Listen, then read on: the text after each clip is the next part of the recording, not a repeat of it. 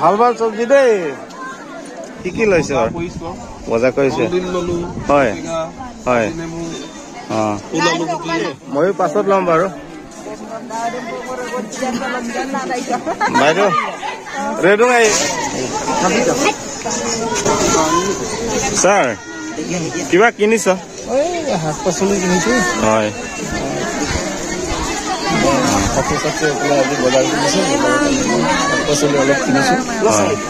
ইয়াত লাইমেকুৰি উচ্চতৰ মাধ্যমিক বিদ্যালয়ৰ শিক্ষাগুৰুসকলে ইয়াত উপস্থিত হৈ আছে আজি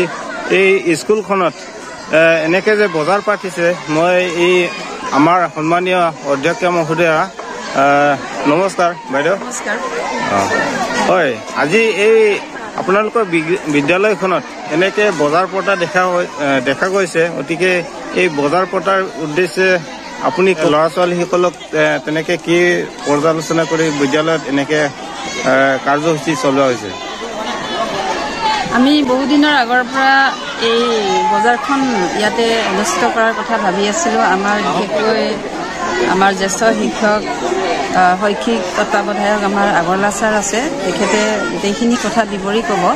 আমি ল'ৰা ছোৱালীক অন্ততঃ কেনেকৈ স্বাৱলম্বী হ'ব পাৰে ভৱিষ্যতে আৰু এই বজাৰৰ পৰা তেওঁলোকৰ মানুহৰ লগত আদান প্ৰদান আৰু টকা পইচাৰ হিচাপ নিকাচ এই গোটেইখিনি ইয়াৰ পৰাই তেওঁলোকে শিকা আৰম্ভ কৰিব বুলি আশা কৰি আমি এইখন বজাৰ অনুষ্ঠিত কৰিছোঁ আৰু এই আমাৰ ছাৰ আপোনাৰ পৰা আমি জানিব বিচাৰিছোঁ যে এই বজাৰ আপোন বজাৰ ছাত্ৰ ছাত্ৰীৰ দ্বাৰা আপোন বজাৰ আপোনালোকৰ এই লাইমেকুৰি উচ্চতৰ মাধ্যমিক বিদ্যালয়ত অনুষ্ঠিত কৰা হৈছে এই সম্পৰ্কে আপুনি অকণমান বুজাই দিয়ক সকলোৰে জ্ঞাত যে আজিৰ যুগৰ শিক্ষা পদ্ধতি কিছু সুকীয়া কেৱল পাঠ্যক্ৰমৰ মাজতে আমাৰ জ্ঞান সীমাবদ্ধ হৈ নাথাকে ছাত্ৰ ছাত্ৰীয়ে নিজৰ শিক্ষা গ্ৰহণৰ লগতে জীৱন আৰু জীৱিকাৰ কথাও প্ৰাথমিক স্তৰৰ পৰাই শিকাৰ এতিয়া শিক্ষা পদ্ধতিৰ লগত জড়িত হৈ পৰিছে গতিকে আমি লাইমেকুৰি উচ্চতৰ মাধ্যমিক বিদ্যালয়ৰ এটা পৰীক্ষামূলকভাৱে এটা পদক্ষেপ ল'লোঁ যে ছাত্ৰ ছাত্ৰীসকলক বিদ্যালয়খনিত আমি যিটো শনিবৰীয়া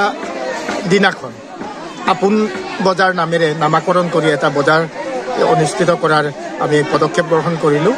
আমি ভাবিছিলোঁ যে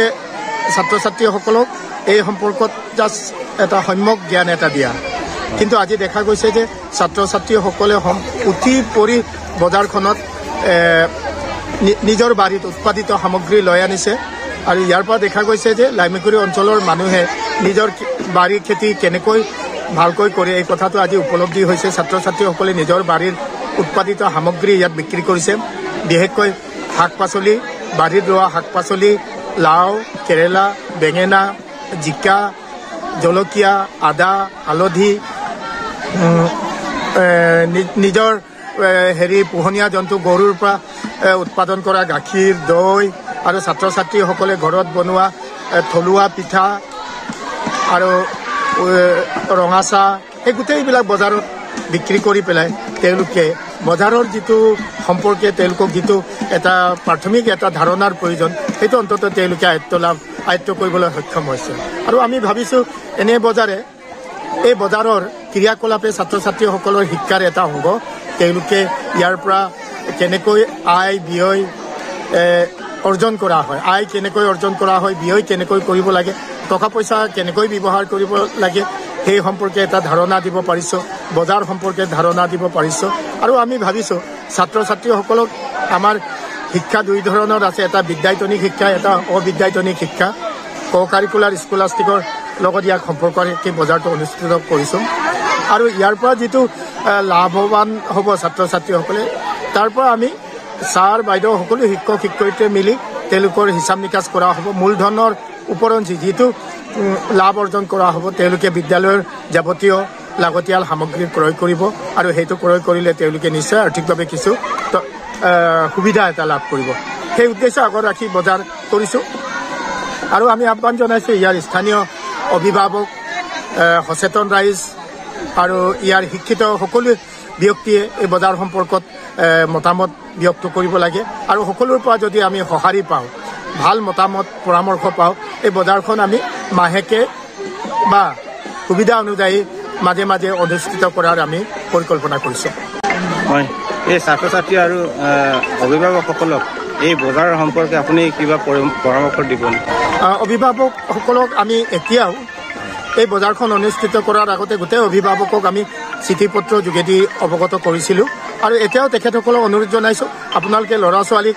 বজাৰ সম্পৰ্কে এটা ধাৰণা দিয়ক।